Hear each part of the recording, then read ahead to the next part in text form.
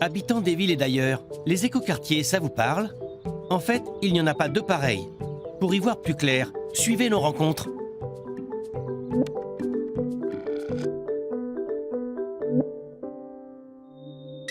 Bienvenue les écoquartiers. Pour parler de l'avenir des villes, je reçois aujourd'hui les Vergers de Meyrin en Suisse, Clichy-Batignolles de Paris et Lyon-Confluence de Lyon, en France. Bonjour Bonjour Ecotopie. Ecotopie. D'ici 2050, il faudra loger, nourrir et faire travailler 75% de la population mondiale qui vivra en zone urbaine. Êtes-vous, écoquartier naissant, une solution d'avenir pour nos villes?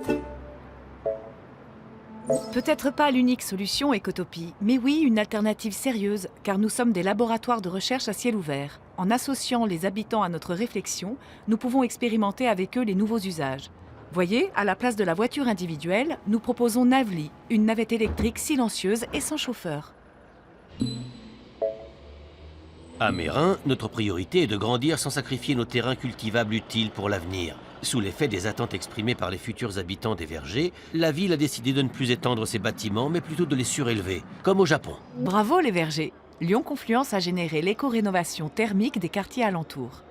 Les prisons Saint-Joseph et Saint-Paul sont devenues une belle université et nous avons récupéré les berges comme lieu de détente. Voilà qui est intéressant. Il me semble que Clichy-Batignolles amène aussi des concepts novateurs. Nous cherchons à créer un quartier compact doté des équipements d'un centre-ville. La cité du théâtre, la cité judiciaire et le centre de tri vont attirer une fois terminés des milliers de personnes, 5000 par jour pour le seul palais de justice. Il nous a fallu reformuler toute l'offre de transport public. Plus globalement, le but est de créer un lieu à la fois solide, capable d'affronter des chocs climatiques ou économiques, et souple, comme notre nouveau bâtiment, le Stream Building. Le Stream Building? Vous croyez à New York?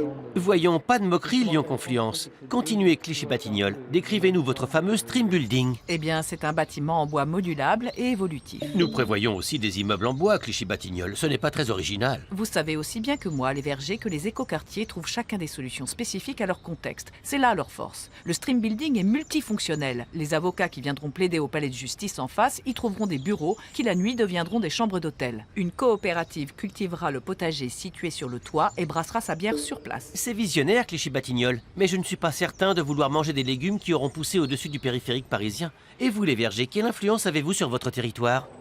Notre système de chaufferie à distance a fait évoluer le label Minergie A au niveau de toute la Confédération.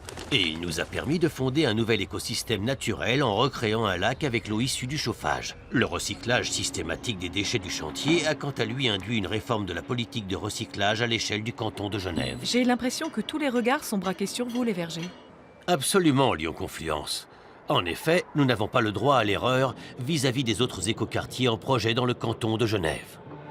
Si j'ai bien suivi, les écoquartiers essayent de prévoir la ville démocratiquement au lieu de la laisser évoluer au gré du marché et des caprices politiques. Mais sauront-ils affronter les mutations à venir?